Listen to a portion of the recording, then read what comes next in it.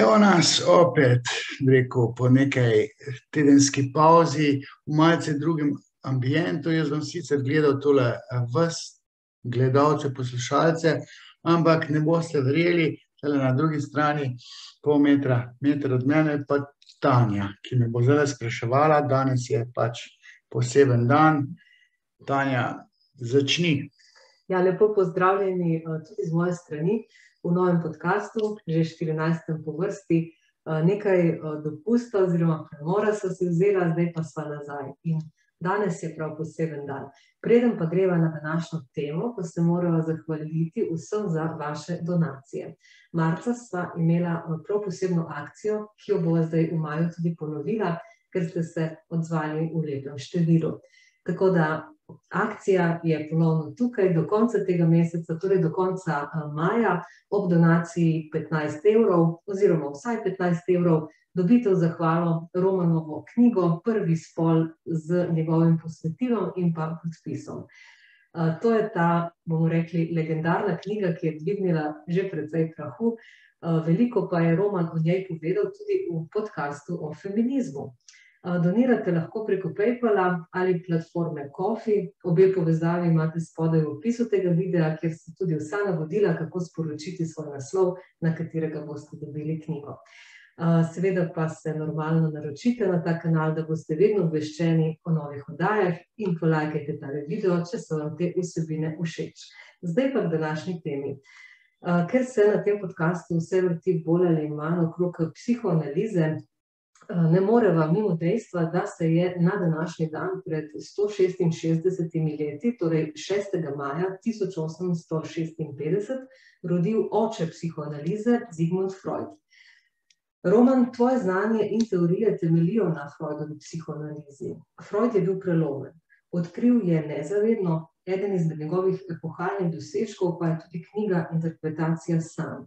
In prav o sanjah in na kakšen način jih interpretiramo skozi Freuda sva govorila v najnem prvem podcastu.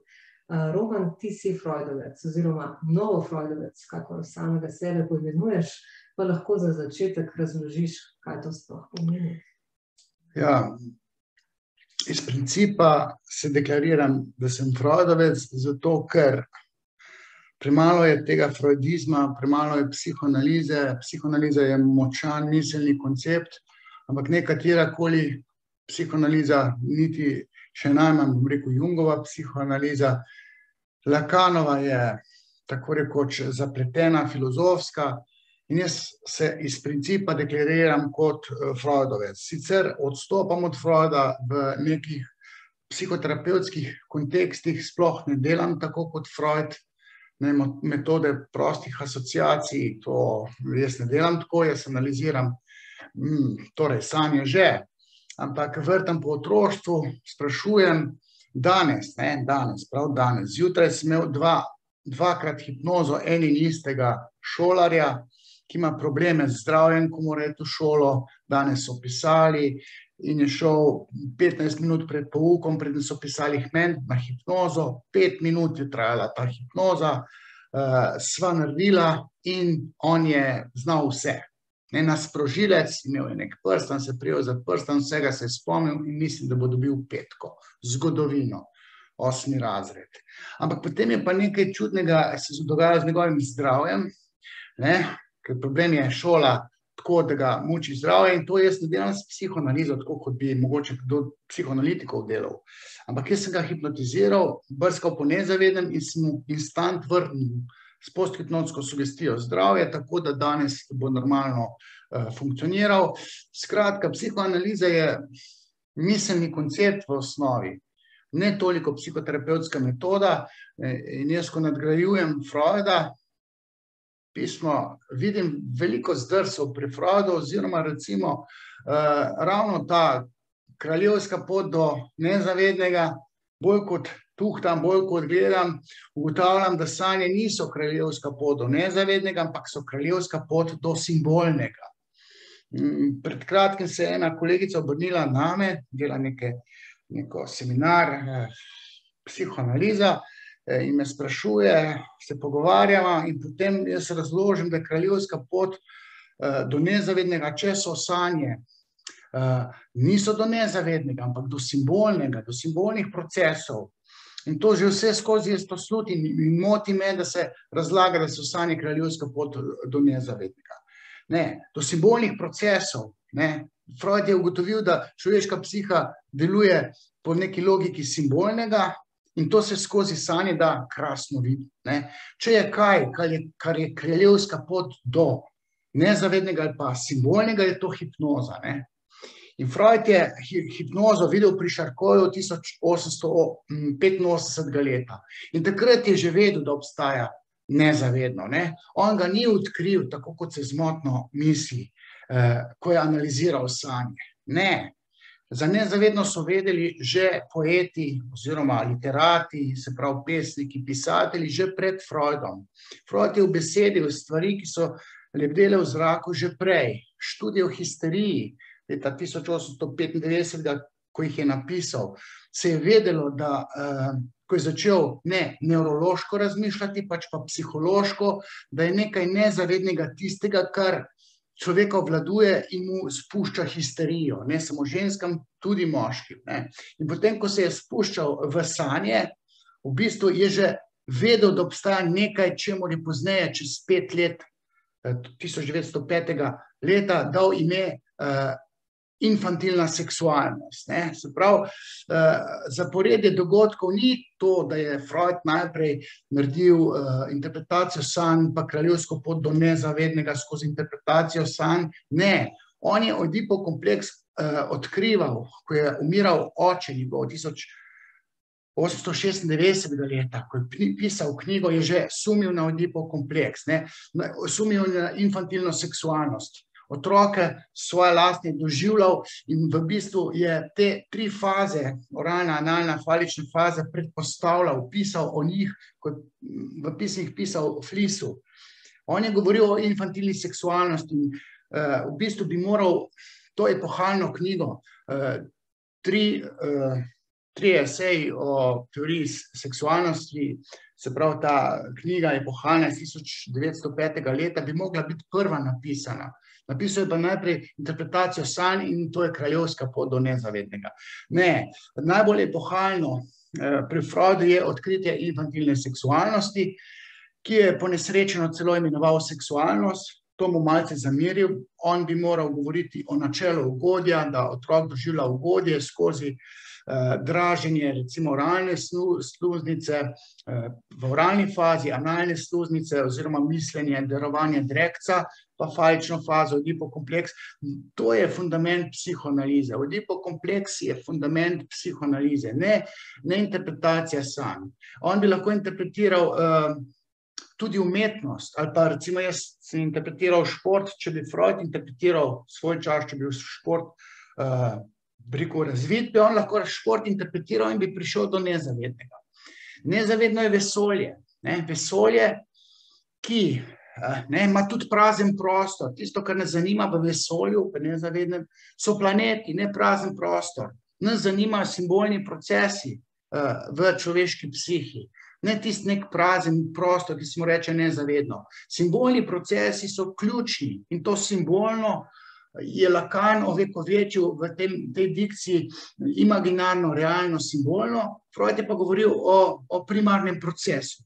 Šele 1917. leta je začel govoriti v kontekstu sanj o simbolih. Ne, vsi ti mehanizmi, delo sanj, premeščanje, zgoščanje, pa tako naprej. Vse to determinira simbolnost. Prvič, ko sem jaz bral Traum Deutung v srbo-hrvaščini, tolmačenje snovi, sem jaz tam ugotovil, da je Freud te sanje, ko jih je razložil, v bistvu trdil, da po istem algoritmu poteka tudi budnost. In to je tisto epohalno pri interpretaciji sanj. Torej to, da tudi budnost poteka po isti zgodbi, dešifrirati moramo budnost, tako kot dešifriramo sanje, da bi vedeli, kaj sanjamo. In sanje niso kraljevska pot do nezavednega, suhoparno rečeno, ampak so kraljevska pot do simbolnih procesov, ki determinirajo človeško duševnost. In to je tista znanstvena revolucija, ki je determinirala Freuda in njegovo psihoanalizo kot epistemološko prelomno. Se pravi, tisto, po čemer Freud slovi, ni zdaj to interpretacija sanja, ampak Freud je eksplicitno ali pa po vinkih namignil, da je človek simbolno bitje in to ni retorična fraza. Mogoče to, ker sem malo bolj zastavil na ta Freudov rojstni dan, bolj udarno, tisto, kar me muči dalj časa, nisem nekje zapisal, zdaj sem pa mogoče pa na ta prav dan to malo bolj transparentno povedal. Že večkrat si se izpostavil kot kritik psihiatrije, ne nazadnje pišeš tudi knjigo Kritika psihiatrije skozi psihoanalizo. Praviš, da psihiatrija ljudem predpisuje tablete namesto pogovarjanja, kar pa je bistvo psihoterapije, s katero se tudi sam ukvarjaš. Vendar pa psihiatrija temelji prav na Freudovih konceptih. Lahko to malo razložiš? No, Freud se je rodil na današnji dan pred 166 leti. Ampak ne ravno na današnji dan, ampak tudi pred 166 leti se je pa rodil Emil Kraepelin. To je pa pionir oziroma eden od pionirjev psihiatrije. Za pionira psihiatrije sicer nekdo drug velja, ampak Kraepelin je zastavil ta farmacevtski pristop psihiatrije, ker je, bi rekel, ni bil ravno briljantno pameten, bil je mogoče ambiciozen in on je vedel, da se mislijo torej v glavi, ne v srcu, ne, v glavi, in on je odpiral glavo, brskal po sinapsah, ne. On je avtor elektrošokov, njega ima, torej farmacevtska industrija kuje v zvezde, ne, ker če ne bilo Kraepelina in njegove agresivnosti, bi obveljala Freudova talking cure metoda, ne, ko se psihičnega patosa se da lotevati z besedo, tako je prav, psihiatrija se pa loteva s tableti. Ne. Freud je sicer rekel, ampak to je bila retorična fraza, mogoče mu to celo zamerim, da je rekel, da mogoče se bo pa nekoč našla tabletka, ki jo bomo požrli in bo psiha boljša. Ne. Res je. Ne. Ampak to je bilo retorično, ker on je hotel v tej frazi reči, da se vsi psihični procesi odražajo na kemijski ravni, v transmiterski strukturi, v sinapsah. Ne. On je bil nevrolog. On, če bi ostal nevrolog, so špekulacije, da bi dobil Nobelovo nagrado za odkritje živčne celice. Ne. To vem, da je Aleksandar Dimitrijevič, srbski psihoanalitik, ki deluje v Berlinu, izpostavil. Ne. Od Freuda bi se pričakovalo kot nevrologa, da bi s to svojo pametjo naredil res nekaj epohalnega na področju nevrologije. Ampak on je pustil nevrologijo, šel v talking cure, zdravljenje z besedo. Kraepelin je pa zamočil. In zdaj se ta farmacevtska industrija omasti brkove na depresiji, ne, in samo s tabletko, ne, sej včasih je tabletka dobra. Jaz sem imel 14 dni nazaj nekega jecljavčka, ki je psihično pridobil to jecljanje. In jaz sem, sam sebi sem šel na živce, ker sem rekel, da mogoče bi mu pa antipsihotiki pomagali, da bi ob užitju mogoče njegov gor bolj normalno stekel. Ne. Res je, da se da to zdravljenjem z besedo popraviti. Jaz sem s hipnozo kar nekaj naredil, ampak na eni seansi svetoval pa sem mu, da mogoče, če gre k kakemu psihiatru, ki ima izkušnje s pacienti, ki so jecljaji, pa so z antipsihotiki pozdravili svoj govor, tako da so lahko vsaj komunicirali. Ne. Zdaj v tej zgodbi je šlo za fanta, ki bi moral zdaj nagovoriti to žensko, on pa s tem jecljanjem ne more. Ne. In to je huda zagata. Tudi v nekaterih kontekstih jaz celo predpisujem, torej ne predpisujem, ampak napotim človeka, ki ima težave, tudi psihiatru, in rečem, v njegovi situaciji je mogoče pa tableta rešitev začasna v kombinaciji s pogovarjanjem. Zdaj, psihotiki pa absolutno svetujem, da grejo najprej na tablete, potem pa na pogovarjanje. Ta kombinacija tablet in pogovarjanje je za psihotike, šizofrenike zmagovalna. Antidepresiv je pa pomemben ali pa dobrodošel samo v akutni fazi napada depresije ali pa tesnobe. Ampak potem je pa to treba zdraviti z besedo, to je dolgotrajno. Ne? Imeti tabletko, ta je pa zastonj. Psihoterapija se pa plača. Tako da pišem knjigo Kritika psihiatrije zato, ker so se psihiatri zapodili v možgane, ko svinja v buče. Se pravi, se z medicinsko paradigmo lotevajo možganov, namesto da bi razmišljali, kako se misel misli, psihiatri iščejo tableto, ki bo kemijsko spremenila misel. Misel je treba razvozlati, jo presekati z logičnim uvidom, priti do enih spoznanj, ki se odkrijejo celo logiko. In to naredi ta psihoterapija, pogovarjanje. Psihiatri bi pa radi služili, farmacevti jim stojijo ob strani in po mojem videnju gre vse narobe, ker mislijo, da se da psiho zdraviti tako kot angino ali pa, COVID, s cepljenjem. Psiho se da zdraviti preventivno tako, da se starše poduči, kako se vzgaja otroke, kako se otroke gor spravlja. Ker otroci, če so deležni slabega otroštva, se jim v odraslosti, se pravi čez 20 let, vse psihično poruši. In to je tisto, kar jaz zamerim psihiatriji, zato bom slej ko prej izdal to knjigo Kritika psihiatrije skozi psihoanalizo. Mnogi danes Freuda kritizirajo. Danes Freud in psihoanaliza nekako nista v modi, nista mainstream. Ti praviš, da zato, ker je psihoanaliza nadležna veda. Ja, seveda je nadležna. Ta Freudov panseksualizem vse narobe razumljen. Ko mene svarijo, ne s to psihoanalizo, ker vsi se bojijo, da bi jih razgalil, tudi politični analitiki, ne s psihoanalizo, pa politika, ne boder, ker eni politiki, ki se tako bojijo psihoanalize. Politiki so eni redkih, mislim, to je nadležno govoriti, eni redkih moških, govorim zdaj o moških, predvsem, pretežno, da ne rečem izključno, ki imajo pester sex life. To je tisto najbolj moteče. Politiki imajo tak sex life kot rockerske zvezde ali pa kot profesori na univerzi. Nekdo postane profesor na univerzi samo zato, ima tako željo, da bi učil študente, študentke bi učil, pa tam še kako nažgal. To je tisto, kar je tako mamno. Ampak Freud v resnici ni o tem govoril.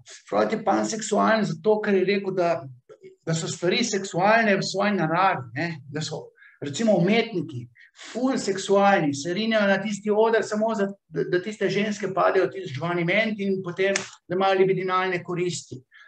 Ampak dejansko Freud je bil hiperseksualen v svojem razmišljanju preveč. Bi rekel, bistveno manj so zadeve seksualne, sploh pa ne način neke pohote, ampak je človek seksualen zato, ker je Freud govoril, da obstaja infantilna seksualnost, da je otrok že seksualen. Ljudje pa sploh nič ne vejo, ker podlegajo tako rekoč temu Dunning-Krugerjevemu efektu, ko toliko malo vejo o človeški psihi, toliko malo vejo o psihoanalizi, o Freudu, da slišijo 2-3 stavke, recimo, če jih jaz izustim in potem kontrirajo, ki sploh ne vejo, zakaj se gre.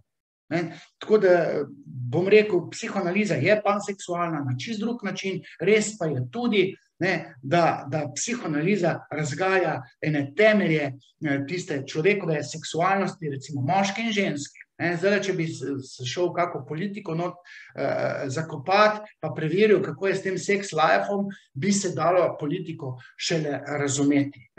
Ko so psihoanalitiki šli v nek parlament, pa proučevali, zakaj so politiki smrtno sprti med sabo, so ugotovili, da si pozicijski pa opozicijski politiki nategujejo iste babe, da se zaradi tega kregajo.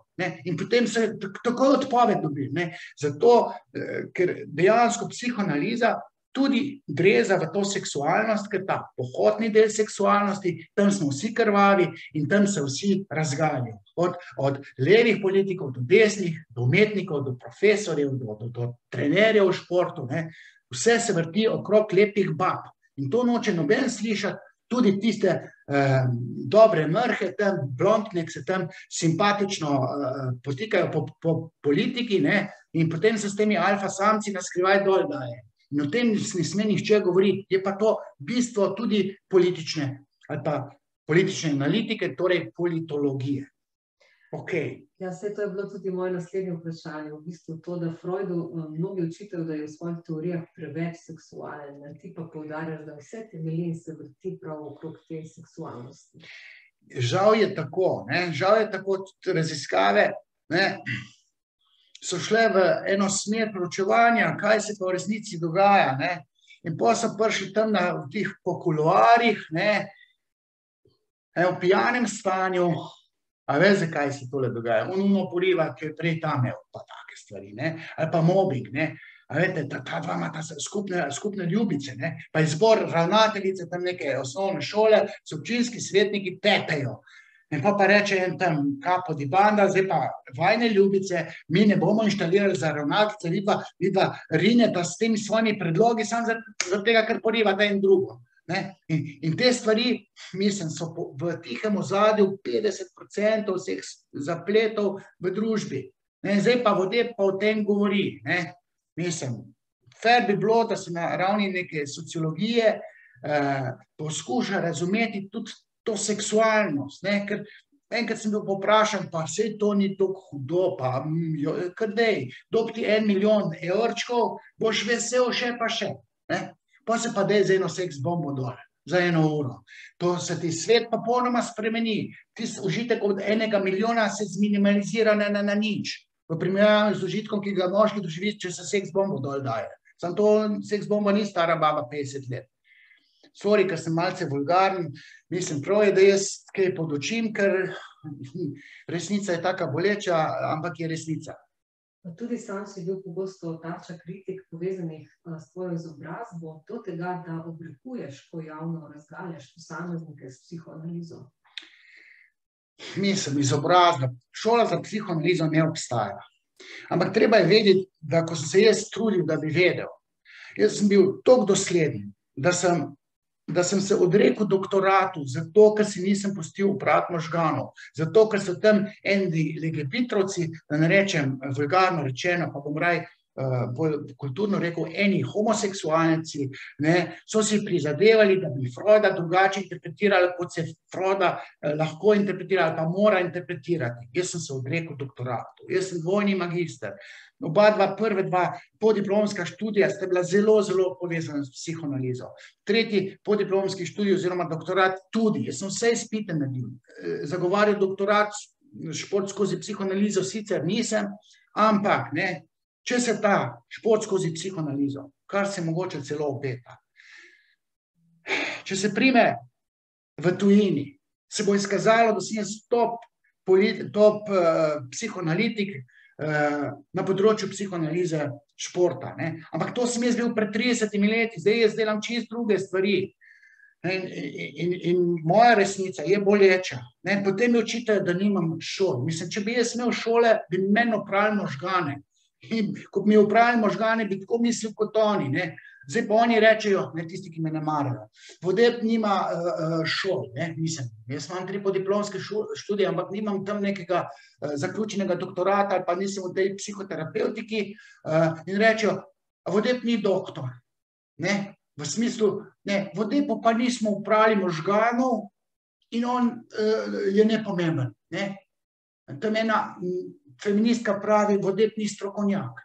Ja, pri njej sem 3 izpite delal, ona me še pa še hvalila, ne, ampak zato, ker se sesuvam feministično ideologijo, meni oporeka, da nimam šol. Mislim, jaz pa tako rekoč spim na Freudu, vsak dan si sanje analiziram, to delam preko 40 let.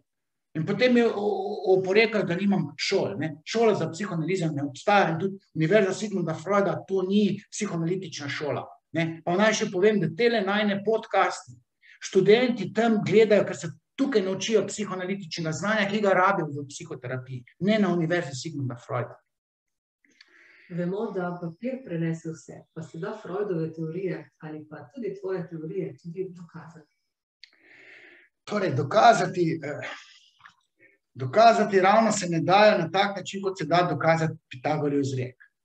Ampak če je človek pameten, ne, kaj to sploh pomeni, če je neobremenjen, se pravi, če ni naravno glup, pa če se nauči neke koncepte, potem, ko gre noter v svojo pamet, v svojem znanju, v neke procese razumevanja družbenih zapletov, recimo serijskih morilcev, ali pa recimo jaz, ko delam s športniki, ve se, da sem delal z Ilko. Če bi kdo vedel, zdaj to gre govoriti, kako sem jaz reševal Ilkino psiho, kaj sem jaz to iskal po njenem otroštvu, kakšne stvari sem sprašal, kako sem analiziral sanje, zato da sem razumel. Jaz sem v enem intervjuju rekel, moška psiha je eno vesolje, ženska psiha je pa druga vesolje. Dva različna vesolja. Ne? Ilka je čist tretje vesolje, mislim, to je zapletena, kot ima zapleteno frizuro. Čist frčkano. Mislim, to razumeti, moraš obvladati neke koncepte. In tisti, ki se poglobi, ki ni sam nek egomanjak, ki misli, da nekaj ve, pa čisto nič ne šteka. Tisti meni ne more parirati, pa reči, ti vode, ti nimaš pojma, če od abecede ne zna. Jaz se lahko z nekom pogovarjam, ki šteka stvari. Mene lahko Žižek kritizira, ki ve, tako rekoč, vse o Freudu. Lahko me tudi, feministke, ki so prebirale Freuda, polemizirajo z mano, ampak se nočejo se stati, ker vejo, da jih lahko požrem s kostmi vred. Ker po Freudu je to tako, da sta spola različna. Pa da, recimo, da socializem ni opcija. Demokratični socializem, ki ga zagovarja, in Rastko Močnik, ki ga imam jaz z Veleuma, in Žižek, in Dolar, Levica. Mislim, zdaj slučajno gre malo v politično sceno. Freud je rekel, socializma ne more biti, ker moška psiha ne dovoljuje enakosti. Moški mora zmagati, da ga žensko opazi. Mislim, to je tak paradoks, da bi bili vsi enaki. Človek je ena žival, ki noče biti enaka. To je tako, kot če bi ženske vse morali biti vse enako lepe. Mislim, ženskam se zmeša, moškim se pa tudi zmeša, če ne sme zmagati.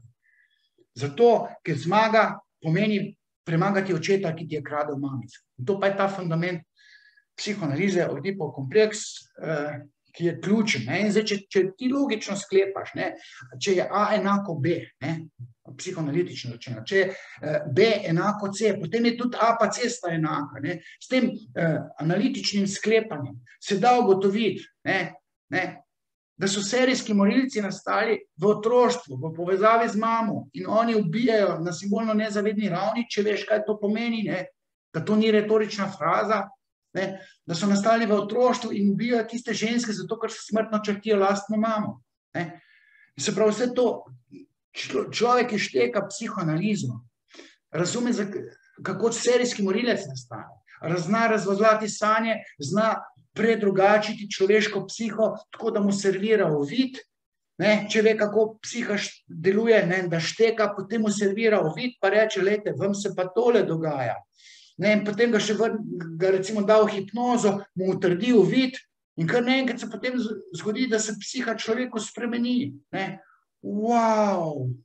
To nekdo ne more narediti, če ne šteka, kako psiha deluje. Tisti, ki ve, kako psiha deluje, prisega na Freuda. To bi jaz rekel. Zdaj, ko so pri teh teorijah, za veliko prelomnih teorij v psihoanalizi si zaslužen prav ti.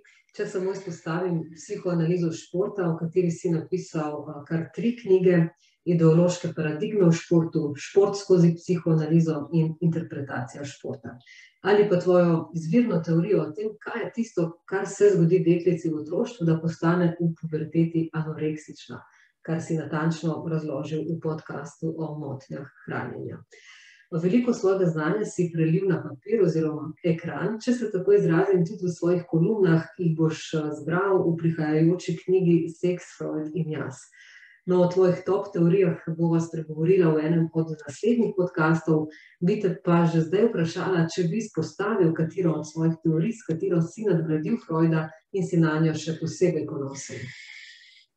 No, recimo svoj čas, v Freudovem času, anoreksija kot neka nevroza, bulimija ni bila aktualna. Tam so se ukvarjali s histerijo, ampak recimo motnje hranjenja sem zaradi znanja, ki ga imam, zaradi konceptov, ki jih obvladam, povedal, da deklica more libidinalno trgovati v kastracijski fazi, ko motri anatomijo genitalij, mora v hendikepu primanjkljaja enega organa, se pravi lulčka. Ona mora z očetom kot bitjem s penisom trgovati in reči, očka, če tudi nimam lulčka, poglej, kako je moje telo lepo, tam oče mora biti, oče kot bitje s penisom. In to te teoretiki oziroma psihiatriki, tiste punčke pa dekleta tako rekoč prikujejo na tisto posteljo, pa jih z nekimi sondami hranijo.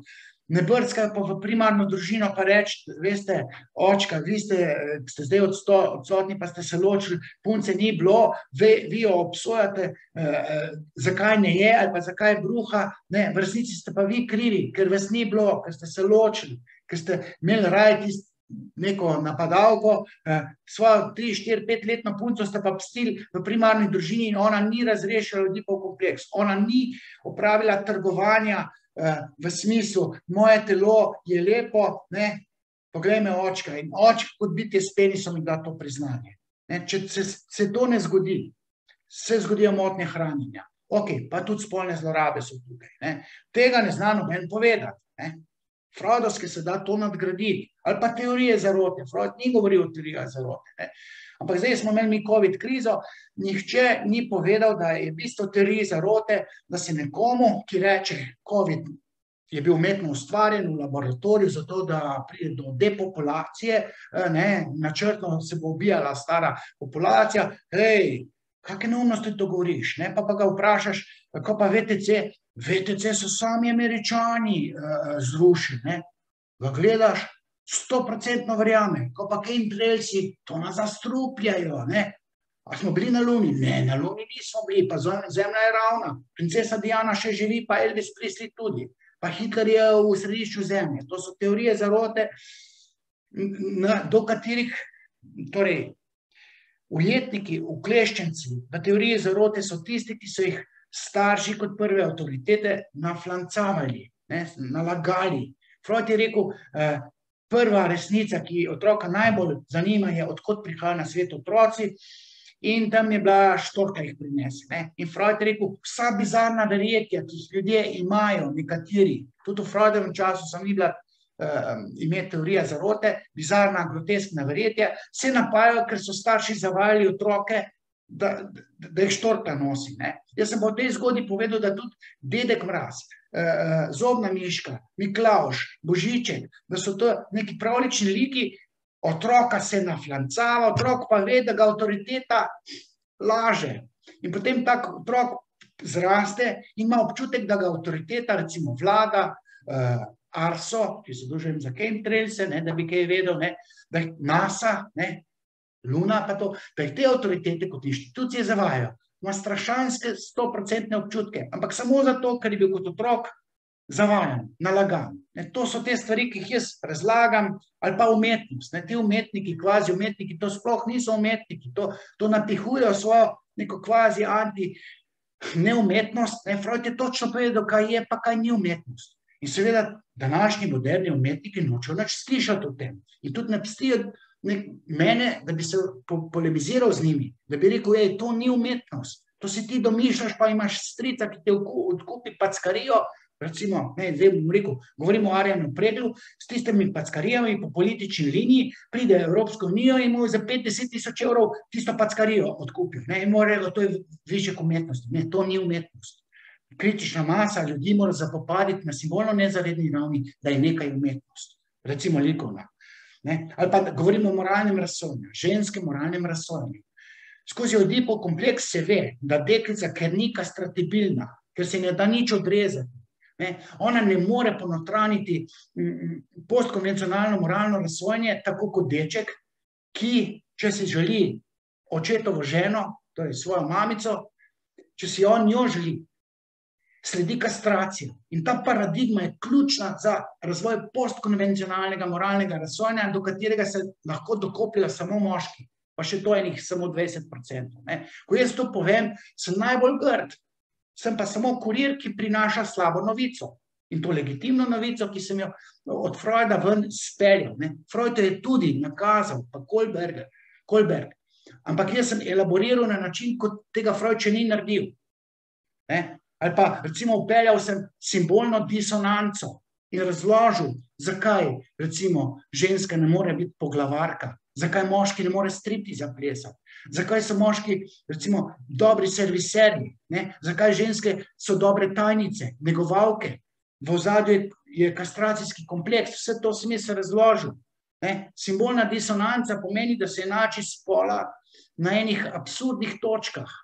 In to je nekaj absurdnega, kar sicer ideologija feminizma ne rada sliši, ampak jaz sploh ne smem zraven diskutirati, pa bi znanstveno diskutiral s tistim, ki šteka stvari. Ne, nočejo. Psihoanalize se bojijo kot hudič križa. Okay. Ja, mnogi poslušalci ste v komentarjih pod prejšnjimi podcasti ali pa v zasebnih sporočilih zastavili zelo zanimivo vprašanje za Romana, vezana na psihoanalizo.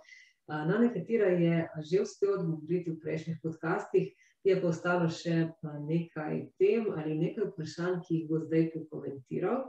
No, Roman, prej si omenil, da moramo dešifrirati tudi budnost, tako kot dešifriramo sanje. In vprašanja teh poslušalcev v bistvu gravitirajo prav v to, v psihoanalizo vsakdanjega življenja. Greva kar k prvemu vprašanju, ki je vezano na poklice. No, poslušalec je najprej vprašal, ali se lahko 15 let star otrok odloči za pravo šolo oziroma poklic, ali je to prekmalu? 15-letniki še nikoli niso bili odrasli ljudje in sploh ne vejo, kaj zdaj to odraslost. Kaj to pomeni, da moraš ti, če si moški, zajakulirati par tisoč evrov v družino, da si pomirjen, da ne padeš v depresijo, ker nimaš denarja, da bi svojo družino vzdrževal. Otroci niso toliko stari. Tudi deklice ne vejo pri 15 letih, kako si neizmerno želi, da bi imela tam nekega očeta, nekega boga, providerja, ki bi poskrbel za njo, tako kot je očka poskrbel za njo, ko je bila deklica. To otroci pri 15 letih ne vejo. Oni si nekaj želijo, tam eden bi bil astronaut, ženska bi bila, kaj pa vem, punca bi bila starleta ali pa igralka. Mislim, to je 1 promila ali pa pol promila ljudi so igralci v Hollywoodu. Ali pa rockerska zvezda bi kitaro igral na polnem stadionu pred 100.000 ljudmi. To so neke želje, nezrele želje. Starši smo tisti, ki smo že odrasli, pa vemo, kaj je dobro za naše otroke. In jih skozi to avanturo, ki se ji reče puberteta, pripeljemo, torej, da naredijo srednjo šolo, po 18 letih si pa res že malo skoraj, da želi nekaj, kar bi v življenju počel. Sam treba je vedeti, da recimo v Nemčiji 80% ljudi opravlja drug poklic, za katerega oni so se šolali za en poklic, upravljajo pa čist drug poklic, in treba se usprijazniti, da če si ti šel v vzgojiteljsko šolo, ena deklica gre v vzgojiteljsko šolo, zato ima rada otroke in si zapečati, in tam je neka varuhinja ali pa vzgojiteljica. V resnici jo pa motijo otroci, ker ima že 5 svojih, pa gre v vrtec, pa je tam še 50 otrok, pa ne ve, kjer ji gre bolj na živce, lastnih 5 ali v njihov vrtcu. Se je zakalkulirala, naš sistem ne dovoli, da pride do kvalifikacij na zelo pozitiv, torej na tekoč način. Otroci grejo v šolo z nekimi željami, niso bili odrasli, podlegajo Dunning-Krugerjevemu efektu, se pravi, o odraslosti čisto nič ne vedo. Imajo neke želje, starši so pa tisti, ki jih morajo malo usmerjati, malo strezniti, pri 18 letih pa mogoče se usliši neka želja. Kaj je? Moj foter je želel, da bi jaz avtomehanik. Jaz sem rekel, lega, se ti meša? Sem kak avtomehanik, pismo, mene zanima glava, jaz sem športnik, jaz grem na div, ker sem bil pač razposajen oziroma spreten, ampak me je uslišal. Po drugi strani pa se tudi ne ve, da v bistvu odraslosti je služenje denarja. Mi naredimo šolo zato, da smo konkurenčni tam, kjer lahko mi zaslužimo evre. V bistvu je odraslost temelji na tem, redki imamo srečo, da se služimo s tistim, pri čemer uživamo. Recimo jaz, ko terapiram, uživam. Tudi na odru, ki je tudi moj vir zaslužka, kar, bi rekel, sem se navadil uživati. Jaz grem na oder in tam uživam. Ampak nekateri grejo pa v službo, v tekoči trak, 8 ur, zato da doma pride pa vrže na mizo, rekel, bika, samo 2 rozine pa pol zajčka, če se karikirano izrečem. Moški hodijo zato, da denar zajakulira, da uživa v službi. Mislim, 90% ljudi ne uživa v službi. 50% ljudi tako rekoč trpi v službi. Tako da en 15-letnik, kje se bo odločil, to se mora starši namesto njega, ampak ne čist skregano z njegovimi interesi. Mogoče to. V nadaljevanju tega istega poslušalca zanima, če bi povedal kaj več o moških in ženskih poklicih, torej kako je s to delitvijo poklicov po spolu. Zdi se, da skuša feminizem tukaj oba spola izenačiti, tudi v smislu plače, kar si ti že večkrat kritiziral, pa tudi izkušnje iz tvoje koordinacije nenazadnje kažejo neko drugačno sliko realnosti ženskih karieristk, kot je tista, ki nam jo podaja feminizem. Ja, mogoče, da se vrnem k tem otrokom. Otroci, ko zrastejo potem v odraslosti, lahko upravljajo marsikakšen poklic in to z užitkom. Zato, ker njegovi nezavedni procesi zapopadejo delanje na simbolni ravni. Se pravi, nekdo, ki se recimo uči za peka, mu to paše, zdaj rojevanje kruha, lahko delajo peki ali pa tudi ženske. In peki se lahko priučijo tudi biti kuhar. Lahko tudi izdelujejo ene stvari, ker kreira eno stvar in jo naredi, in je to simbol zopet ustvarjanje nečesa, tako kot se iz testa ustvari kruh. Simbolno nezavedni procesi pač to zapopadejo. Recimo kuhanje je ženska domena zaradi tega, ker ženske rojevajo, imajo dobro dojko in uspejo nahraniti. In potem je z afiniteto kuharica, zato ker proizvaja hrano. Njeni nezavedni procesi pa tudi mislijo, da ima sposobnost dojenja. Moški načeloma mene sploh ne vleče v kuhanje, me sploh ne vleče. Ampak nekaterim pa to zapaše. Tistim, ki zapaše, morajo aktivirati zavidanje sposobnosti ženskam, da imajo sposobnost dobro dojko, s katero nahranijo. Ali pa zavidanje sposobnosti rojevanja otrok, ker hrana se rojeva. Tako da morajo simbolni procesi nekaj zapopaditi. Recimo nekdo, ki je pa, bom rekel, iz peka, miroljubnega peka ali pa miroljubnega kuharja, bi potem prešaltal na mesarja. Ne, mesar mora imeti pa sadistično komponento. Mesarji bi bili dobri tudi kirurgi. Ali pa mogoče učitelji matematike, ker tista matematika cveke pritiska, pa fiska tudi. In nek sadizem ali pa neki zobozdravniki, ko ti tam vrta na latentno sadistični ravni, mora priti do uživanja. Jaz recimo vem, da nisem sadist in ne bi mogel biti zobozdravnik. Tudi učitelj matematike ne bi mogel biti, zato ker zredno nerad dajem cveke.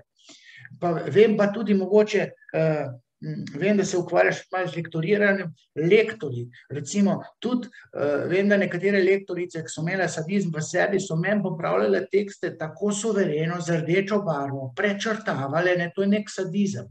Ali pa raziskovalno novinarstvo, ki se tam zapodi v enega tajkuna toga sadistično, tako maltretira, se izživlja nad njim, raziskovalni novinar. Ali pa recimo novinar, ki pride Miss Slovenijo vprašati za glavno mesto Amerike. V upanju, da ne bo vedela. Ona pa reče Miami, na mesto Washington, recimo. Spomnim se ene kolegice, psihoterapevtke Barbare, ki je na to sugerirano znanje kiksnila in rekla glavno mesto Amerike Miami. In sadisti so se tam režali. To je sadizem. Jaz sem pa povedal, da je to sugerirano neznanje in se ne uživati, če misice, ki ste jim polž, do katerih ne sežete, če potem tam špikate direkt tja v mozak. To je sadizem. Skratka, otroci lahko zapopadejo marsikateri poklic, ko ga dovolj časa delajo. Ga zapopadejo in potem ga lahko z užitkom delajo, ker v bistvu nezavedno zapopade to delanje. In zato pride do te kognitivne oziroma simbolne disonance, če ženska, ki je feminilna, mora voziti, tovornjak. Normalni ženski vožnja z avtomobilom sploh ne paše, zato imajo ženske probleme z učenjem avtomobilov, šofiranja. Ali pa recimo ženska blondinka, feminilna ženska, da bi šla zdaj v Slovensko vojsko in bila, vojaknja ali pa policistka. Ne more, to se tepe na simbolni ravni, simbolna disonanca. Zato tudi, recimo čistilci, so lahko moški in tudi tisti, ki imajo veliko grehov. Sicer je pa čiščenje domena žensk, zato ker imajo fenomen menstruacije in se dejansko jo skrbi, kako je ona očiščena, ne, tako rekoč tam doli vsak mesec in to doživlja in potem se z afiniteto loteva čiščenja. Moški lahko čistilec samo, če ima grehe. In z tega naslova mi lahko zapopademo to akcijo Očistimo Slovenijo. Koliko je bila Slovenija umazana, pa s kakšno afiniteto smo mi pol čistili to Slovenijo, ker smo hoteli te grehe slovenske očistiti. Vsa ta divja odlagališča. Kako človek lahko na neznano mesto tam naskrivaj odlaga nekaj, on odlaga grehe. Meni na misel ne pride, da bi jaz, ne vem, nekaj odložil v gozdu, da noben ne vidi, zato ker nimam takih grehov, da bi karkoli odlagal, pa ker sem moralno razsoden. Se pravi, poklici se delijo po spolu, zato ker je kastracijski kompleks takšen. Se pravi, anatomija genitalij diktira različnost delanja. Serviserji so lahko dobri, moški serviserji, zato ker aparat je falični simbol, se pravi, je falos, simbol moškega spolnega organa in moški smo tisti, ki se ukvarjamo z idejo, ali se bo to po koncu postavilo, ali se ne bo, če se ne, zakaj se ne in kako bi zdaj to popravili, da bi se po koncu postavilo. Aparate popravljajo moški, inženirji so moški, zato gradijo velike stvari moški. Ne more nebotičnik graditi nebotičnika ženska, ker je naredila arhitekturo. Ona lahko dekorira notranje prostore zato, ker je kastracijski kompleks takšen, da ona dekorira svoje telo. Pa še genitalije ima notranje, moški ima vse zunanje, on bi gradil visoke tam stvari, ženska bi pa dekorirala notranje prostore, ker ima vagina tudi neko notranjost, na neko maternico, žensko skrbi, kaj je zdaj tam noter in ona se ukvarja z notranjimi problemi. Cvetličar ne more biti moški, lahko je gej, med geji veliko cvetličarjev oziroma med cvetličarji, če so moški, so geji, zato ker moški se pa zgleduje gej, se zgleduje po ženskah, ženske so lepe in on bi tudi nekaj lepotiči, to lahko geji delajo. Čeprav se najde tudi heteroseksualc, ki tudi zapopade, ne vem, neko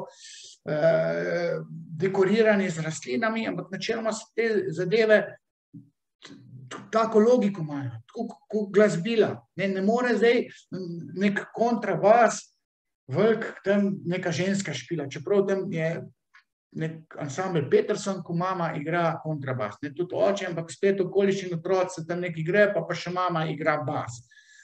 Pikolo, mehen inštrument, to je klitorični inštrument, ne more moški to igrati. To lahko geji igrajo, ker ženskam zavidajo neko majhnost. Športne panoge ne morejo zabiti koša ženska, to je simbolna disonanca, nogomet, tam, kjer mrgoli lezbik. Tudi v rokometu, tam feminilna ženska ne more nič. Feminilne ženske pridejo na time outu, pride navijačica in kaže, kako je lepa. Potem najlepše navijačice dobijo največje carje. Od Handanoviča do, kjer so še, Sanja Modrić, lepa novinarka. Njen tip je bil izjemen košarkaš. Lepotice imajo privilegij v moški želji, zmagovalcev. Tajnik je tajnik univerze, je moški. Tudi če je ženska, se ji reče, da je tajnik. Tajnice so pa tiste, ki direktorju pomagajo do erekcije, pri spodobi, do tega, da se po koncu postavi. Tajnica je tista, ki obvladuje vse in ta direktor se tam kurči s tistim znanjem, petelini se, in tajnica z afiniteto to dela. Ne more tam nek moški pomagati, da se drugi moški kurči. On mu ga kastriral, odrezal bi mu ga. Zato je tajništvo pisano na kožo ženskam in zato se zbira tajnica leta. Ni ženska, ni moški tajnik leta. Tajnice so, jaz sem tajnicam predaval, to so zelo feminilne ženske. Negovalke so ženske, zato ker ženska ko neguje, načela ima načeloma ima afiniteto, da je moški tam kastriran, da nek sadizem ima, zavidanje penisa, ampak potem pa tega moškega ona erektira. On se tam zbudi in pol porastane zdrav in se po koncu postavi. Ženska je blažena, če se moškemu po koncu postavi organ zaradi nje. To je ženski užitek, to ni moškemu užitek. To so te zakonitosti, ki na simbolno nezavedni ravni diktirajo neke zakonitosti. Zato pride do simbolne disonance, če je pilotka, falusa ženska. Vse so, ja, tudi Boeing vozijo, ampak lezbike. Tudi vojakinje so lezbike. Pa tam falične ženske lezbike jih tudi vlečejo neko policajstvo. Pa dobi, ne vem, kupico bolezni, če je feminilna ženska, pa je pa policajka. In pa skozi v bolniški, ker ne more ona zdaj tam kastrirati moški, ker ni njena afiniteta, da ga ustavi, mu da kazen, to pomeni, da kastrira, to feminilne ženske ne delajo načeloma rade. Zato te razlike, pa učiteljica je ženska, ker ima rada otroke. Ok, učitelj moški, zato je tudi toliko malo poklicev, torej toliko malo moških v vrtcu, recimo, same vzgojiteljice. In to je treba tako razumeti, ne pa seksizem, razlike med, še vedno nismo dosegli kvot, še vedno je v učiteljskih poklicih premalo moških. Ja, moški so tam zato, da v red spravijo tiste mulce, da ga zaklamuzi, pa gre pa za ene par mesecev res, če se to naredi, pa razve. Skratka. Ja, poglejmo zdaj še malo širše. Poleg poklicev so tu tudi hobiji pa interesi. Zakaj se po tvojem psihoanalitičnem videnju nekdo recimo počuti poklicanega za nek specifičen poklic ali pa se ukvarja z nekim specifičnim hobijem? Ja, zdaj se spomnim, prej si me spraševala, kaj jaz javno profiliram. Profiliran, to je kot da obrekujem. Zdaj sem bil v neki oddaji na Planet TV, Dobro jutro ali Dobro jutro na planetu, ko sem govoril o obrekovanju. In potem so rekli, da jaz obrekujem. Jaz nič ne obrekujem, jaz profiliram ljudi na podlagi branja simptomov. Vsak simptom, vidiš rokersko zvezdo, dolge lase, mislim, ali Goloba gledam, pa Marcela Štefančiča, na tisti rep pri 60 letih. Normalno človek se ustriže. Če ima pa tam neki kurči z nekimi repki, to je pa zdaj druga zgodba. To je pa treba dešifrirati. Ali pa skakovanje v besedo, kar je domena Marcela Štefančiča.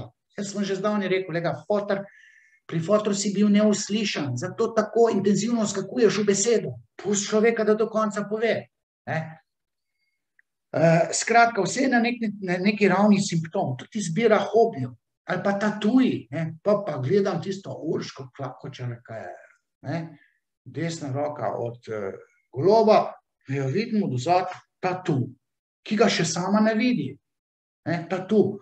Človek, ki ima tatu, je ranjen, ima na nezavedni ravni neke rane, ali pa piercing.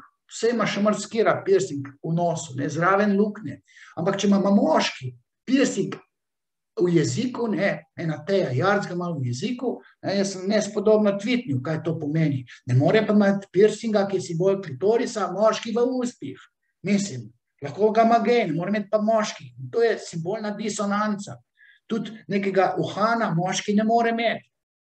Uhani so simbol prsi, je rekel Freud. Ne more zdaj moški z uhanom ga srati. In vse je ok, pa ima pa enega, ne mis dva. Se pravi, vse je simptom, hobijo se simptomi. Jaz sem imel neko pacientko, fejst razštelano in nikako nisem nič, ni se spomnila, s hipnozo nisem več prišla, pa sem pa spraševal, kaj so njeni hobiji. Rada keglja. Wow, sem rekel, se pravi, rada kurce podirate tam, erektirane. Kaj še rada delate? Ja, pa rada hodim z motorko žagati drevesa. To me izredno sprošča. What? Z motorno žago, to je simbol kastracije. Ona tiste falose reže, kastrira. Sem rekel, gospa, vi ste bili spolno zlorabljeni. Ne, to pa ne. Jaj, pa se pa spomnila, ja, res sem bila, ojej, zdaj se spomnim. Pa kaj je še delala? V objemu zavidanja penisa, ker se je zgodila ta tudi streljala je rada, mene streljanje sprošča. Normalno žensko ne sprošča streljanje. Kaj, jaz za nič na svetu ne bi streljal. Edino, kar sem streljal, sem v vojski streljal. Pa še to, 10krat sem ustrelil, pa sem dal pa puško stran, ker sem pacifist. Ne morem jaz na tak način funkcionirati, da bi jaz nekoga streljal. Ali pa pretepanje, da bi s koga udaril. No, ta dotična ženska je potem tudi za afiniteno vozila, za afiniteto, tovornjake. In to ne tovornjake, šleparja. Že tovornjak je 10 metrov dolg, pa še 10 metrov dolga prikolica. Ženska to vozi. In pa ugotovim, da je bila spolno zlorabljena. Ali pa bralni molji. Ko sem bila mlada, sem brala knjige, je iskala je odgovore, zakaj me očka nima rad, recimo. Ali pa, ne vem, moji otroci niso nič brali, kaj je hujga, jaz nisem nič bral, zato ker nisem imel neodgovorjenih vprašanj. Otroci jih skozi berejo, skozi iščejo odgovore na neka vprašanja. Deklica, ko bere, išče, kaj mora narediti, da me bo imel očka rad, recimo. Ženska ne more ribič biti, ne more biti lovec. Lovci so sadisti, tudi ribiči mogoče. Skratka, sadizem se odkje v teh hobijih. Mislim, vse se da ples. Ok, jaz znam zelo dobro plesati. Zelo dobro plešajo tudi geji. Recimo, mene so vabili v balet. Si rekel, ne grem tja v balet, ba mislim, da sem gej. Ker sem bil dober gimnastičar, pa plesati sem znal. Špage sem delal in potem ni bilo baletnih plesalcev. In potem se še pritožuje, zakaj imajo baletniki večjo plačo, Norejev, Barišnikov, zato, ker jih je 5 promil na celem svetu, pa same feminilne balerine, te so manj plačane, zato, ker redke stvari so dražje. Se pravi, hobi, interesi, ali pa vse je simptom, vse, talenti, ne vem, genializmi, to je vse simptom. In tukaj psihoanaliza, če napneš možgane, se da marsikaj natuhtati. Ja, to je bilo zdaj ravno moje naslednje vprašanje, kako je s talenti. Imaš kot teoretski psihoanalitik tudi odgovor na to, zakaj je nekdo recimo zelo talentiran za gibanje, glasbo, risanje, ali pa je razvil nek specifičen, nenavaden talent. In po drugi strani, zakaj je pa nekdo popoln antitalent na nekem področju? Ja, toki talenti, tudi okolje, recimo, tam, ki mora cel življenje več hoditi v šolo in potem zamudi pa teče, ali pa beži pred levo, in potem v Keniji blestijo ti tekači. In potem pa dajo te tekače, super tečejo in potem ugotovijo fiziologi, da ti tekači bi tudi dobro tekli na snegu, long lauf, tek na smučeh. In potem se v Kenice dali na smuči. Kenič je videl tisti bel sneg, on črn po oglje. Ja, kje bo črn bel sneg vid, moj konc sveta. Fiziologija je pa ista, ampak njegova psiha to drugače popade. Recimo, tisti, ki imajo izjemne talente, se spomnim talente, za tek, se je ugotovili skozi psihoterapijo, da so skozi bežali. In to bežanje se odraža v afiniteti do maratona. Najboljši tekači, pa rojeni za dolge proge, so tisti, ki konstantno nekam bežijo. Ali pa tudi biti turist, recimo svetovni popotnik, ala Tomaž Križnar, Tomo Križnar, v Darfur, tole je treba zdaj mamo pogledati, kaj bi narobe z mamo, da on skozi tujo državo hodi. In pa se pa enkrat razgovorijo o tej mami. Kako se je bal, in potem prišel do ženske šele ne vem kdaj, v kateri starosti. Vse je na nek način simptom, tudi te talenti, genializmi, ko jaz sprašujem, v čem ste pa dobri, pa mi pa pove, jaz znam pa profilirati. Jaz sigurno znate profilirati, ker ste bili brez staršev in ste se mogli naučiti brati ljudi, kdo ima kaj za bregom. In vi ste znali sklepati na podlagi mimike, kdo je prijazen, kdo je hudoben. In nekateri imajo izredne talente, tudi sposobnost vedeževanja. Imam paranormalne sposobnosti. Ne, vi znate s cold readingom prebrati človeka in z mimiko lahko ugotovite, kdo je srečen, kdo je žalosten. To je cold reading, to na nezavedni ravni nekateri delajo.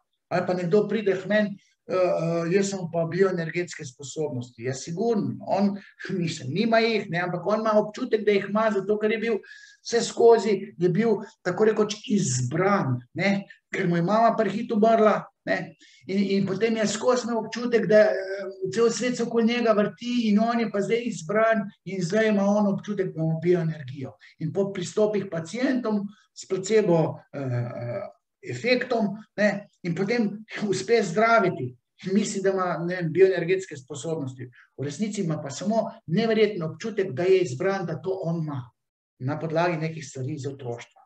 Ne. Feminilne ženske imajo svoje talente, ne, znajo dekorirati, znajo biti nežna, ne. Lezbijke imajo svoje talente, so sposobne delati stvari, ki jih moški delajo, ne. To vidiš po afiniteti, ne vem, športna panoga, izredno dobro igra fuzbal, ne. Wow, sem rekel tole, kako se vam pa želja obnaša? Ja, imam ženske raje po moški, čeprav sem biseksualka, ne. To so vse, ali pa, ok, risam, ne, jaz recimo dobro rišem, sem spraševal, zakaj, odkje imam ta talent, ne. Pa vem, da imam tudi tam nekje analno fazo prisotno v svoji natančnosti, izbiram motiviko glave, že od nekdaj rišem samo glave, zato ker me zanima, kako misel deluje. Ne, se pravi, psihoanaliza pa portretiranje imata v epicentru glavo, misli, možgane, ne, kaj se tam not dogaja. Sem pa po drugi strani izredno spreten, ne, mislim, zelo koordiniran. To pa nam rekel, da je psihološka, ne vem kakšna kategorija, niso imeli me zavidga v vato in sem bil razposajen, uveljavil sem se, ne vem, kot motorični fenomen, svoj ego sem gradil, da sem bil ko opica v tej moji družbi, ki so bili vsi drveni, pa ko tam neke strene grable so bili. Ne. Jaz pa tam vidim stvari, sem takoj lahko naredil kolo, ki sem ga prvič videl. Ne vem, jaz bi rekel, da je to neka genetska predispozicija, ne. Ampak določene stvari so pa psihološke.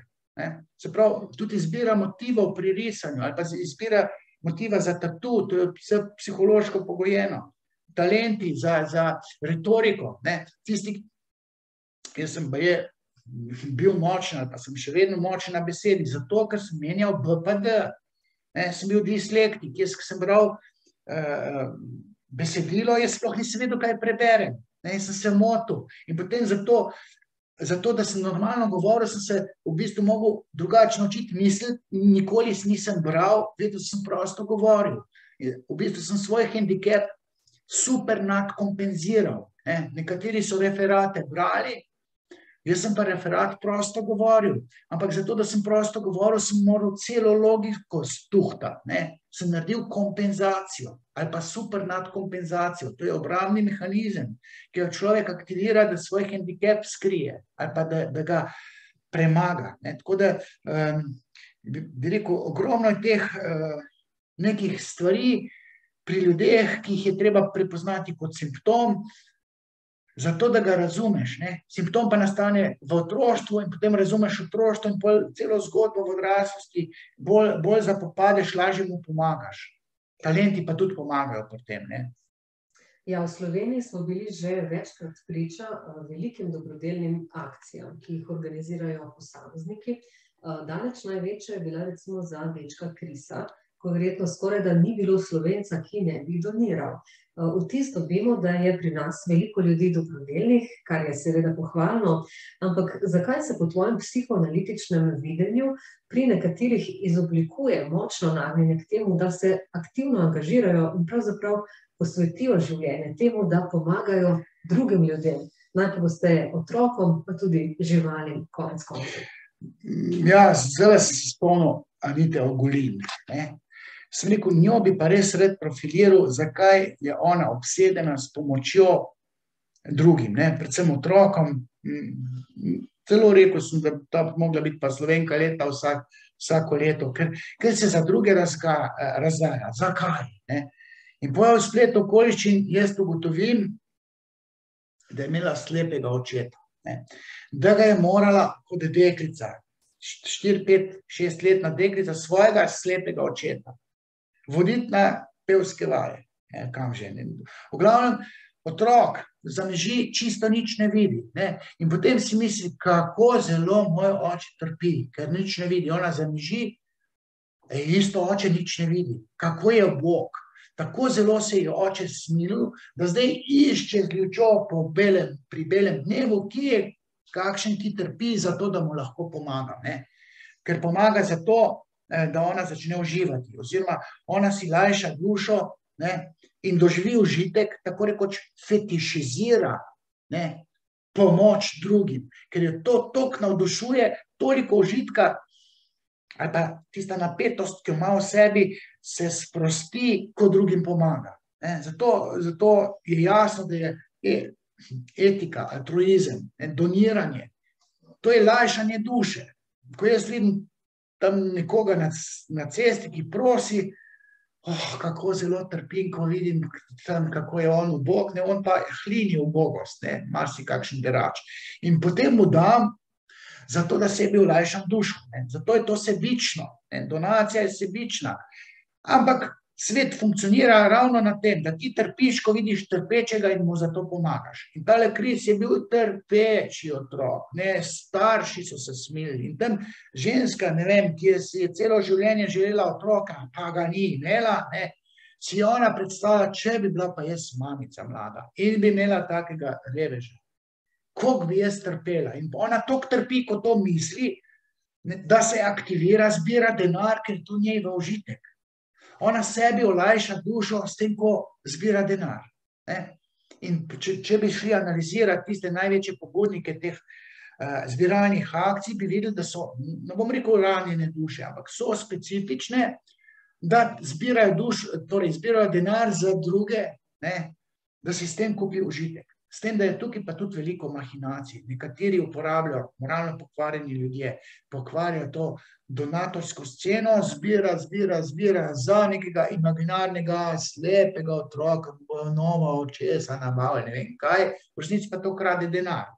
Potem pa kar vzela ga magla in 10.000 evrov nabrani denar, on daje v žep. To so pokvarjeni ljudje, ampak načeloma je treba vedeti, da tisti, ki zbira za nekega trpečega, zbira zato, ker tako zelo trpi, ker vidi, kako ta mali Kris trpi. To je sočutje. To ga imajo ženske bistveno močnejšega kot moški. V tej zgodbi s Krisom sem se jaz spraševal, ker vem, da ni samo en Kris, ampak jih je 10, zakaj ostalih 9 Krisov ne dobi? Kje je tukaj pravičnost? Nekdo, ki se angažira, pa ima neki pomagače, za svojega otroka se zbere, en je pa manj komovčarski, ali pa manj v etru, v medijih, ta pa ne pride do tega. Mene zanima pravičnost.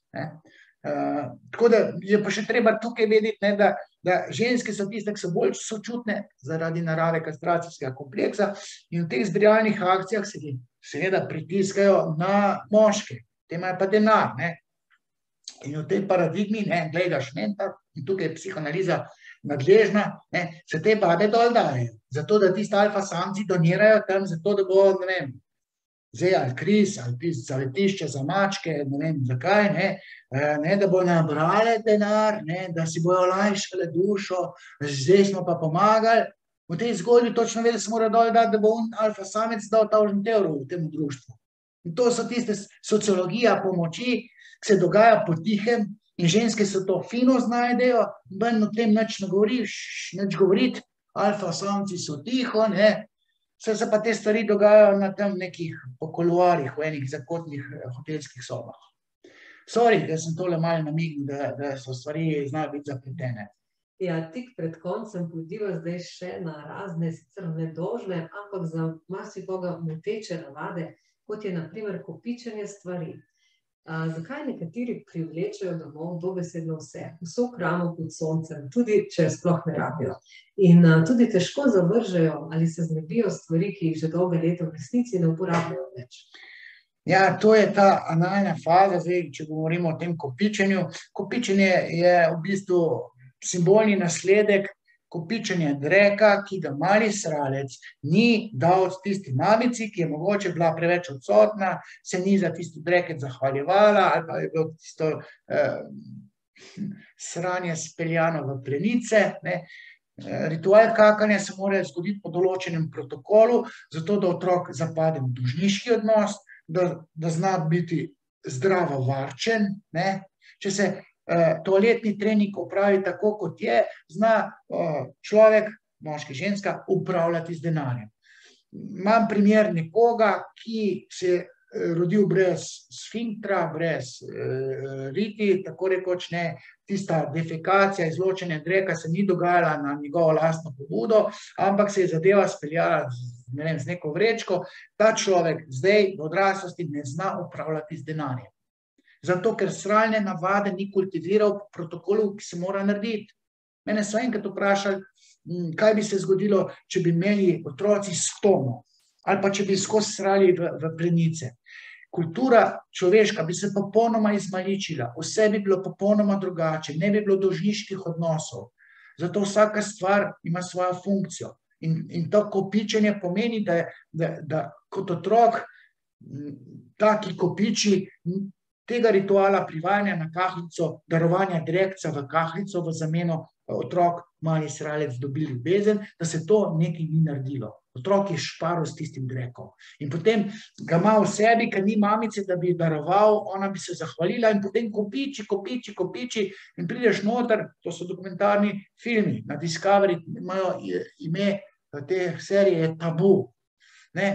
Ženska popolnoma normalna, lepa, vse, pride noter v stanovanje, ton odpadkov ven pade, ker ne more čisto nič stran vršiti. To je fiksacija na analni fazi, nekaj narobe s to analnostjo. Analna faza je ena od 3 faz, potem je tukaj oralna faza. Če se v oralni fazi zgodi odsotnost mamice, potem ta mali vandrovček postane, ker išče, kje je mamica, se plazi za mamico in potem postane kronični turist. Obide cel svet, na simbolno nezavedni ravni išče mamico. Ali pa jo išče tam v Himalaji. Alpinisti, ki so imeli normalno mamo, ne morejo biti alpinisti. Alpinisti lahko nekdo, ki išče mamico. Ali pa mogoče, če pleza na očaka, naklonjenost očeta. Očak je oče, gore je pa mama. Tisti, ki iščejo mamo v Himalaji, mama je nekaj narobe naredila. V falični fazi, če se pa to naredi, so pa fanti predvsem izjemno popadljivi, tekmovalni, mogoče narcistični ali celo histrionični, hlepijo po uspehu, zato ker je tam mogoče so doživeli tudi pogojno ljubečo mamo, se pravi, tebe imam rada, samo če imaš uspeh. Ta pogojevalna mamica v bistvu vzgoji narcisa, tudi histrionika, to so tisti, ki bi hudiču spulili rep, sam problem je, če ni hudiča.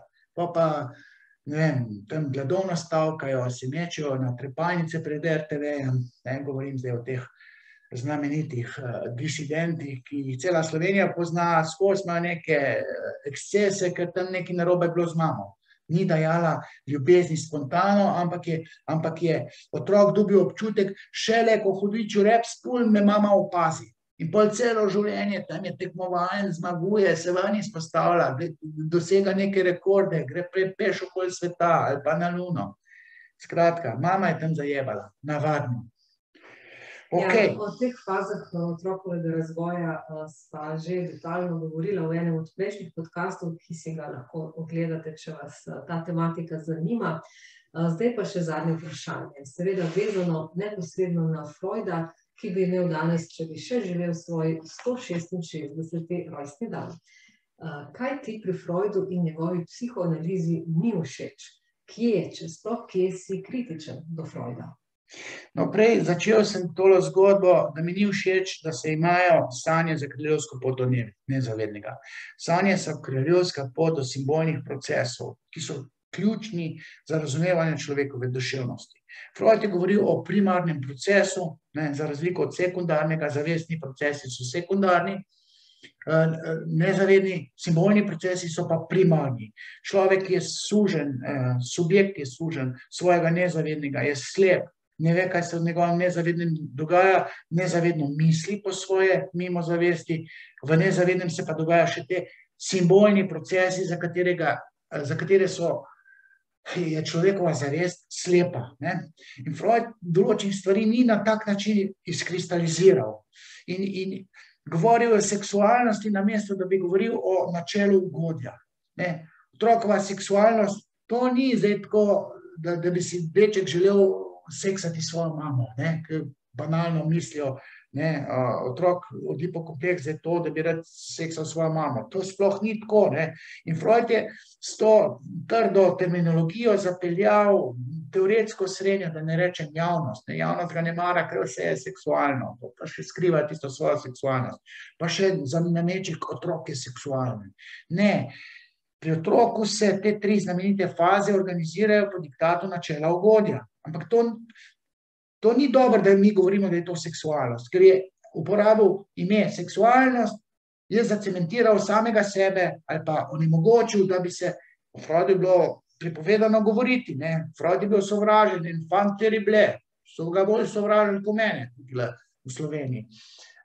Če bi pa rekel, človeka obvladuje načelo ugodja, ugodje se otroku odvija tako pa tako pa tako, če ne bi besede seksualnost uporabil, bi se 10-krat lažje prebil v mainstream, se pol je to poskušal popraviti z dikcijo o eros in thanatos, eros je gon ljubezni, tako rekoč libido, thanatos je pa kao gon smrti, thanatos je učinek pravilne razrešitve Oedipovega kompleksa pri fantku, če fantek pravilno doživi porast strani očeta, je on popadljiv do drugih moških. To ni thanatos, ampak je to vrnjena popadljivost malega dečka, ki se zoperstavlja tistemu, bi rekel, očetu, ki mu celo otroštvo krade mamico. In potem je destruktiven ta deček. Ampak to ni thanatos. To destruktivnost mu pa ravno oče naseli skozi krotenje destruktivnosti naseli v dečka oče, s tem, da mu kastracijsko zapreti, ne smeš, in na tej kastracijski pretnji moški zgradi močen nadjaz, ki obvladuje to popadljivost, to tanatičnost. Oče je zopet tisti, ki mora reči, ne smeš, in mu formira močen nadjaz, super ego, česar recimo deklica nima. Infantilna seksualnost je pač nek, bomo rekel, zdrs, ali pa ta panseksualnost, kaj bi rekel še, se ima zdrse, Freud ni rekel, to je rekel, neki kadil, pa 20 operacij imel na grlu, umrl na koncu zaradi raka na grlu, Cigara je včasih samo cigara, to ni Freudova dikcija. Vsi mislijo, da je to Freud rekel. Cigara je, nikoli ni samo cigara. Cigara je samo cigara za opico, če kadi, ali pa mehkega otroka, ki še nima koncepta falusa oziroma lulčka. Kadarkoli moški kadi cigaro, kadi zato, da se kurči. Deklica, ženska nikoli tako rekoč ne kadi cigare, ampak ima tiste klitorične tanke cigarete. Zato, ker cigara nikoli ni samo cigara, kar je rekel Freud. V resnici sem prišel jaz iskati tega, Freud mi rekel. Je pa nekaj narobe delo. Se pravi, svojo hčerko Ano je terapiral, ker je opazil, se je izkazalo, da masturbira. Jaz bi rekel, budala, ne moreš svoje otroke terapirati. Lahko terapiraš vse, samo svoje žlahtnike, svoje otroke ne moreš terapirati, še najmanj pa hčerke, ker si opazil, da masturbira. Zakaj pa to? Ljubosumni je bil in pa ta punca Ana je postala še lezbika. Sej, Freud je imel zdrse, mogoče preveč te seksualnosti je dejansko nekje je pretiraval, ampak bi rekel, suma sumarum, Freud je genij za vse večje čase. In če ni nikogar v tej Sloveniji, ki bi to vesoljni Sloveniji povedal, sem se jaz pač vsako leto se na ta dan nekako izpostavljala in danes se ta podcast posnela tukajle v Kopru. Tako, prišla so tudi do konca tega današnjega podcasta. Hvala, ker ste naju spremljali. Polajkajte tale video in se naročite na kanal, če se še niste. Naj vas pa še enkrat spomnim, da tudi v maju poteka akcija, da če donirate minimalno 15 € na PayPal oziroma platformo Ko-fi, dobite v zahvalo po pošti Romanovo knjigo Prvi spol s posvetilom in pa podpisom. Vsa navodila, kako donirati, imate spodaj v opisu tega videa, torej še cel maj velja ta akcija, če ste jo slučajno zamudili v marcu. In seveda hvala vsem za vaše donacije, ki naju spodbujajo, da nadaljujemo s podcasti. Lepo se imejte do naslednjega tedna. Čao.